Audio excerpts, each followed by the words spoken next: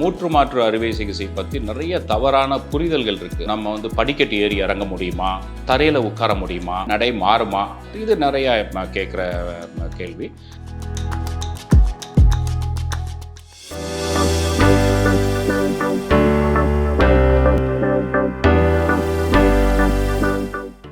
பூங்காற்று நேயர்களுக்கு வணக்கம். இப்போது மூற்று மாற்று அறுவை சிகிச்சை பற்றி நிறைய தவறான புரிதல்கள் இருக்குது. அதாவது மித் அப்படின்னு சொல்லுவோம். ஸோ இந்த புரிதல்கள் என்ன அப்படின்னா, ஃபஸ்ட்டு வந்து என்னென்னு பார்த்தீங்கன்னா, முழு முழங்கால அப்படியே மாற்றிடுவாங்களா அப்படிங்கிற மாதிரி ஒரு எண்ணம் இருக்குது.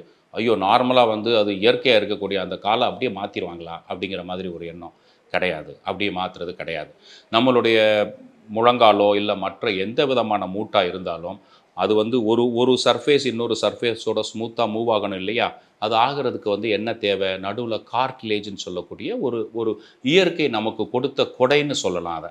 அந்த கார்ட்லேஜ் வந்து அந்த மூட்டுக்கு நடுவில் வந்து இருக்குது. இந்த கார்ட்லேஜ் ஸ்மூத்தாக இருந்தால் தான் வலி இல்லாமல் நம்மளுடைய அந்த மூட்டை வந்து நம்ம உபயோகப்படுத்த முடியும். எப்போ அந்த கார்ட்லேஜ் டேமேஜ் ஆக ஆரம்பிக்குதோ அப்போல்லாம் வலி ஏற்பட ஆரம்பிக்கும். ஸோ இப்போ வந்து நம்ம வந்து இந்த மூட்டு மாற்று அறுவை சிகிச்சையில் நம்ம என்ன பண்ணுறோம்? முழு முழங்காலையோ மாற்றுறது கிடையாது.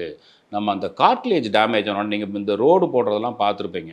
முதல்ல வந்து நல்லா ஷேவ் பண்ணிவிடுவாங்க. ஆல்ரெடி டேமேஜ் ஆகி பாட்டு ஹோல்ஸோட அங்கங்கே குண்டும் குழியுமாக இருக்கிறதெல்லாம் ஷேவ் பண்ணிவிட்டு இப்போ அதுக்கெல்லாம் மெஷின் வந்துருச்சு. முன்னாடியெல்லாம் அந்த மாதிரி கிடையாது. இப்போ அதுக்கெல்லாம் மெஷின் வந்து சமப்படுத்துறது. அது மாதிரி அந்த டேமேஜ் பார்ட் அப்படியே சுரண்டி எடுத்துகிட்டு கீழே திருப்பி என்ன பண்ணுவாங்க? மேலே புதுசாக ஒரு லேயர் போடுவாங்க. கிட்டத்தட்ட இதே வேலை தான் மூட்டு மாற்று அறுவை சிகிச்சையில் பண்ணுறோம். முட்டியெல்லாம் மாற்றுறது கிடையாது. ஸோ அந்த டேமேஜ்டு பார்ட்டான அந்த கார்ட்லேஜை ஷேவ் பண்ணி எடுத்துட்டு அதுக்கு பதிலாக ஒரு சின்ன கப்பு கீழே ஒரு குஷன் மாதிரி கொடுத்துட்டோம்னா ஸ்மூத் மூவ்மெண்ட் இருக்கும், பெயின் ஃப்ரீ மூவ்மெண்ட் இருக்கும். இதுதான் இதனுடைய கோட்பாடு. சரியா? ஸோ முழு முழங்கால மாற்றுறது கிடையாது. ஒன்று. அடுத்தது வந்து நான் இப்போ சொல்கிறது எல்லாமே வந்து என்னுடைய ஆப்ரேஷன் பண்ணுறதுக்கு முன்னாடி அதுக்கப்புறமா என்னுடைய பேஷண்ட்ஸ் கேட்குற கேள்விகளை தான் நான் உங்ககிட்ட பகிர்ந்துக்கிறேன் நான். ஸோ அது உங்களுக்கும் பலனளிக்கும்னு நம்புகிறேன் நான். அடுத்து வந்து என்ன கேட்பாங்கன்னா, இது வந்து ரொம்ப வலி கொடுக்குமா அப்படிங்கிறது அவங்களுடைய கன்சர்ன். இந்த மேஜர் ஆப்ரேஷன் முட்டியை வந்து மாத்திரம், மூட்டு ஜாயிண்ட் ரீப்ளேஸ்மெண்ட், ஈவன் ரொபோட்டிக்காக தான் இருந்தால் கூட வலி ரொம்ப இருக்குமா அப்படிங்கிறது ஒரு கன்சர்ன். வலி வந்து இது வந்து ஒரு மேஜர் ஆப்ரேஷனால் வலி இருக்கிறதுக்கான ஒரு வாய்ப்பு உண்டு. பட் இப்போ இருக்கிற நடைமுறைகளில் இன்றைக்கி வந்து நாங்கள் என்ன பண்ணுறோம் அப்படின்னா, அந்த ஆப்ரேஷனுக்கு அப்புறமா வந்து வலி இல்லாமல் இருப்பதற்கான பல மெத்தடு வந்து நடைமுறையில் இருக்குது. நான் வந்து இப்போ ஆப்ரேஷன் பண்ணுற பேஷண்ட்ஸ்க்கு வந்து எப்படி என்ன பண்ணுவேன்னா, நர்வ் பிளாக்குன்னு சொல்லுவோம். அது வந்து அது வந்து ஒரு எப்படி நீங்கள் இந்த அல்ட்ராசவுண்ட் இதெல்லாம் பார்த்துருப்பீங்க இல்லையா? நீங்கள் உங்களோட ப்ரெக்னென்சி எப்போ பார்க்கக்கூடிய அந்த அல்ட்ராசவுண்ட் மெஷின் சொல்லுவோம். அது மாதிரி இதை வச்சு நம்ம வந்து அந்த நரம்பை வந்து எந்த இடத்துல இருக்குன்றதை பார்த்து அந்த நரம்புக்கான அங்கே ஒரு மருந்தை செலுத்தி அந்த நரம்பை வந்து பிளாக் பண்ணிடுவோம். அப்போ என்ன ஆகும்? நம்மளோட வலியெல்லாம் எங்கே நரம்பு மூலமாக தானே நம்ம மூளைக்கு போகுது. அந்த நரம்பை நம்ம பிளாக் பண்ணிட்டோம் டெம்பரரியாக அப்படின்னா வலி தெரியாது. அப்போ கம்ஃபர்டபுளாக இருக்க முடியும், வலி இல்லாமல் இருக்க முடியும். அதாவது இன்னோவேஷன்ஸ் இருந்துக்கிட்டே தான் இருக்கும். ஸோ வலி வந்து ஒரு கவலைப்பட வேண்டிய விஷயம் இல்லை. அதை வந்து உங்களுடைய இப்போது நீங்கள் ஆப்ரேஷன் பண்ணுற அந்த ஆர்த்தோபெடிக் சர்ஜன் வந்து இதை வந்து புரிந்து கொள்வார். அவர் அந்த வலியை எப்படி வந்து குறைக்கணுன்றதுக்கான ஒரு வழிமுறைகளையும் அவரே உங்களுக்கு சொல்லுவார், இல்லை செய்வார். அதனால் நீங்கள் வலியை நினச்சி பயப்பட வேண்டிய அவசியம் கிடையாது. சரிங்களா? அடுத்து வந்து என்னென்னு பார்த்தீங்கன்னா, பொதுவாக வந்து ஆப்ரேஷனுக்கு அப்புறமா வந்து நம்ம வந்து படிக்கட்டு ஏறி இறங்க முடியுமா, தரையில் உட்கார முடியுமா அப்படிங்கிறது வந்து பொதுவான கேள்வி.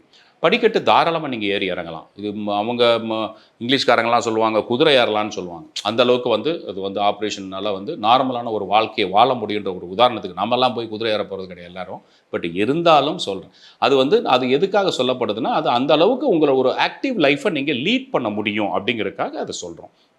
பட் நம்மளுடைய கேள்விகளுக்கான பதில் வந்து படிக்கட்டு ஏறி இறங்க முடியுமா? நிச்சயமாக ஏறி இறங்க முடியும். தரையில் உட்கார முடியுமா? நிச்சயமாக இன்றைக்கி இருக்கிற ப்ராசஸ் யூஸ் பண்ணுறப்போ தரையில் உட்காந்து எழுந்துக்க முடியும். அதாவது நம்மளுடைய ஓரியன்டல்ஸ் அண்ட் இண்டியன்ஸ் நம்ம வந்து எப்படி என்ன பண்ணுவோம், நம்மளுடைய பழக்க வழக்கம் எப்படி பொதுவாக வந்து தரையில் சப்பளங்கால் குட்டி உட்காந்து சாப்பிட்ற பழக்கம் உண்டு. இன்னும் நம்ம கிராமங்களில் எவ்வளோ பேர் வந்து அப்படி தான் சாப்பிட்றோம் இன்றைக்கும். அதே மாதிரி வந்து இந்தியன் டாய்லெட் டைப் அந்த மாதிரி குத்த வச்சு உட்கார அந்த மாதிரி ஒரு இது இருக்குது. ஸோ இதுக்கெல்லாம் நம்ம என்ன பண்ணணும்? முழங்கால வந்து எக்ஸ்ட்ரீமாக மடக்கணும். 160 டிகிரிக்கு மேலே மடக்கினா தான் இந்த செயல்பாடுகளை நம்மளால் செய்ய முடியும் இல்லையா?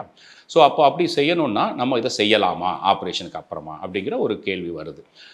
இது வந்து செய்ய முடியும். பொதுவாக வந்து பார்த்திங்கன்னா, இப்போ நம்ம கார் ஓட்டுறோன்னு வச்சுக்கோங்க, வண்டி ஓட்டுறோம். எப்போவாவது ஒரு வாட்டி ஒரு அதிக வேகத்தில் நம்ம செல்லலாம். எப்போது ஒரு வாட்டி அன்றைக்கி சரி செல்லணுன்ற ஒரு எண்ணம் இருக்கும், ஒரு தேவை இருக்கும், வாட் எவர் பண்ண வேண்டியிருக்கும். ஆனால் டெய்லி அதே மாதிரி பண்ண முடியுமா? அந்த அதிக வேகத்தில் ஓட்ட முடியுமா? 140 150 கிலோமீட்டரில் ஓட்ட முடியுமா? முடியாது. அப்படி பண்ணால் என்ன ஆகும்? இன்ஜின் அடி வாங்கும்.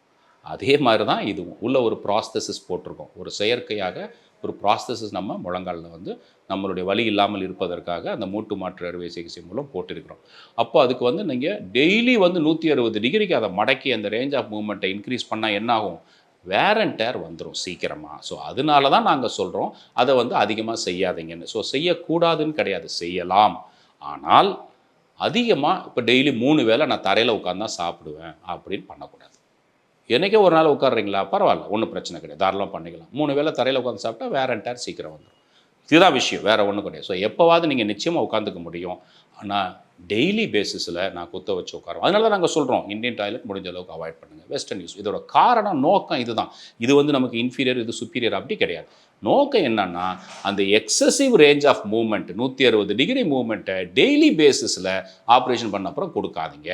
என்றைக்கோ ஒரு நாள் கொடுத்துக்கலாம். அதுதான் இதோட நோக்கம். ஆமாம். இதுக்கப்புறம் என்கிட்ட வந்து காமனாக வந்து கேட்குற கேள்வி என்னென்னா, நடை மாறுமா? நம்ம ஆப்ரேஷனுக்கு அப்புறமா நம்ம நடக்கிறப்ப வந்து நம்மளுடைய நடை வந்து மாறுமா டாக்டர்? இது நிறையா கேட்குற கேள்வி. பொதுவாக வந்து நீங்கள் இதில் என்ன புரிஞ்சுக்கணும் அப்படின்னா, நடை மாற்றம் இருக்கா இல்லையாங்கிறதுக்கு அப்புறம் வருவோம். என்ன புரிஞ்சுக்கணும் அப்படின்னா, ஆப்ரேஷன் எதுக்காக பண்ணுறோம்?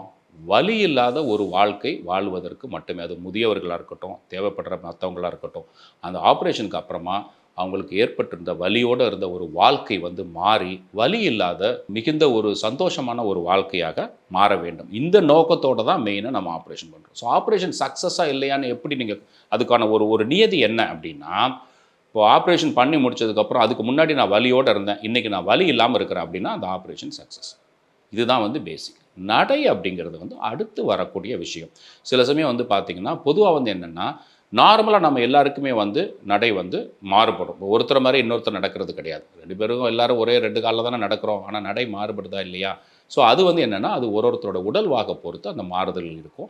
அந்த ஆப்ரேஷனுக்கு அப்புறமா வந்து நாங்கள் அந்த ப்ராசஸை பொறுத்துறப்போ சில ஆங்கிளில், சில பொசிஷனில் பொறுத்தும். அதனால சில மாற்றங்கள் இருக்கலாமோ. ஆனால் அது வந்து ஒரு கன்சர்னாவோ இல்லை அது ஒரு ஐயோ இப்படி ஆகிடுமோ அப்படின்னு நினைக்கக்கூடிய அளவுக்கான ஒரு பெரிய மாற்றம் இருக்காது. ரொம்ப சின்னதாக ஒரு மாற்றம் இருக்குது, அவ்வளோதான். ஆனால் முக்கியமான விஷயம் என்ன? வலி இல்லாமல் இருக்கா? அதுதான் முக்கியமான விஷயம். ஸோ வலி இல்லாமல் இருக்கிறது தான் அந்த ஆப்ரேஷனோட சக்ஸஸ்.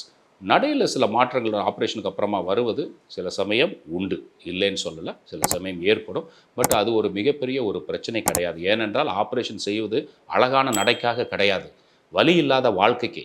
அடுத்து வந்து பார்த்தீங்கன்னா, ஆப்ரேஷனுக்கு அப்புறமா டூஸ் அண்ட் டோன்ட்ஸ்ன்னு சொல்லுவோம். இப்போ என்னென்ன பண்ணலாம், என்னென்ன பண்ணக்கூடாது. பண்ணலாம் அப்படிங்கிறது நீங்கள் பயப்பட வேண்டியதில்லை. உங்கள் டாக்டர் என்ன சொல்லியிருக்கிறார், அன்றாட வாழ்க்கையில் நீங்கள் என்னென்ன செய்யலான்னு நார்மலாக என்ன பண்ண போகிறோம். ஒரு 60 வயதான ஒருத்தருக்கு அந்த ஆப்ரேஷன் பண்ணுறோம் அப்படின்னா, அவருடைய வாழ்க்கையில் வாக்கிங் போகலாம். காலையில் ஒரு டெய்லி நான் ஒரு 1/2 அன் ஹவர் வாக்கிங் போவேன் டாக்டர், தாராளமாக போய்க்குவோங்க, ஒன்றும் பிரச்சனை இல்லை. ஸோ நீங்கள் வாக்கிங் போகிறதுக்கு எந்த விதமான சிரமமும் கிடையாது. இந்த ஆப்ரேஷனுக்கு அப்புறம் கட்டாயம் போகணும். ஏன்னா நீங்கள் போகிறப்போ, நீங்கள் வாக்கிங் போகிறப்போ உங்களுடைய அந்த முழங்காலை சுற்றி இருக்கிற தசைகள் வந்து வலுப்பெறுகின்றன, அந்த எலும்பு வலுப்பெறுகிறது. அதன் மூலமாக உங்களுடைய ஆப்ரேஷனோட பலனும் உங்களுக்கு அதிகமாக கிடைக்கும் உங்களுக்கு. ஸோ நீங்கள் வாக்கிங் போகலாம், கட்டாயம் வாக்கிங் போகணும். அதுக்கப்புறம் உங்களுக்கு கொஞ்சம் எக்ஸசைஸஸ் சொல்லி கொடுத்துருப்பாரு உங்கள் டாக்டர் ஆப்ரேஷனுக்கு அப்புறமா. அந்த எக்ஸசைஸஸ் என்ன சொல்லி கொடுத்துருக்காங்களோ அதை நீங்கள் பண்ண வேண்டியிருக்கும். இது பண்ணிக்கலாம் நீங்கள். மற்றபடி வந்து நீங்கள் இப்போ உங்களுடைய அன்றாட வாழ்க்கையில் அந்த வயதில் நீங்கள் ட்ராவல் பண்ணுறீங்க, கார்லேயோ பஸ்லேயோ ட்ராவல் பண்ணுறீங்க, பண்ணிக்கலாம், ஒன்றும் பிரச்சனை கிடையாது. படிக்கட்டு ஏறி இறங்க வேண்டியிருந்தால் படிக்கட்டு தாராளமாக, வீடு மாடியில் இருக்குன்னா ஏறி இறங்கிக்கலாம். பட் என்ன அப்படின்னா, நீங்கள் வந்து செய்கிற இந்த வேலைகள் எல்லாம் நீங்கள் நான் முதலே சொன்ன மாதிரி ஆப்டிமைஸ் பண்ணிக்கணும். ஆப்டிமைஸ் அப்படின்னா அதை வந்து எதையும் எக்ஸசிவாக பண்ணக்கூடாது. உங்களுடைய தேவைக்கு ஏற்ப அதற்கு ஏற்ப மட்டுமே நீங்கள் பண்ணிக்கொள்ள வேண்டும். ஸோ இது வந்து இந்த இதெல்லாம் நீங்கள் அன்றாட வாழ்க்கையில் நீங்கள் பண்ணிக்கிற முடியும், ஒன்றும் பிரச்சனை கிடையாது. பண்ணக்கூடாது அப்படிங்கிறது என்னென்னா, இதே தான் திருப்பி பண்ணக்கூடாது அப்படிங்கிறது வந்து பொதுவாக வந்து அடிக்கடி தரையில் உட்காந்து எழுந்துக்கிறது, இல்லை இந்தியன் டாய்லெட் டெய்லி பேசிஸில் யூஸ் பண்ணுறது, இதை வந்து நீங்கள் முடிந்த அளவுக்கு அவாய்ட் பண்ணிக்கிறது நல்லது. அது போக வந்து நீங்கள் இப்போ ஆப்ரேஷன் பண்ணியிருக்குது, நம்ம அதை செய்யக்கூடாது இதை செய்யக்கூடாதுன்னு சொல்லிட்டு எதுவுமே பண்ணாமல் செடான்ட்ரி லைஃப் ஸ்டைல் அப்படி இருக்கிறதும் தவறு.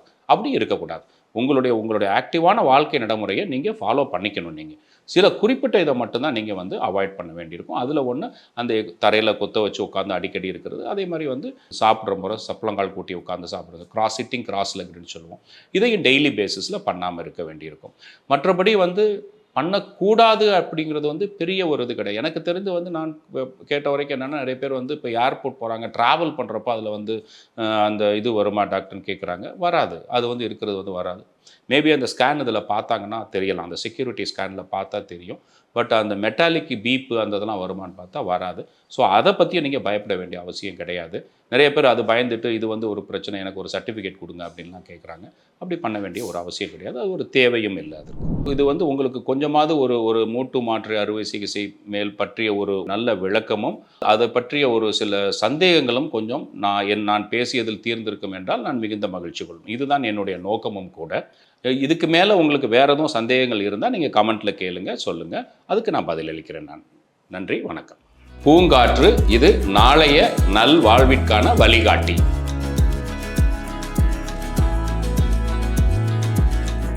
தொடர்ந்து எங்களோட வீடியோக்களை பார்க்குறதுக்கு பூங்காற்று சேனலை சப்ஸ்கிரைப் பண்ணுங்கள் அண்ட் ஃபாலோ பண்ணிடுங்க.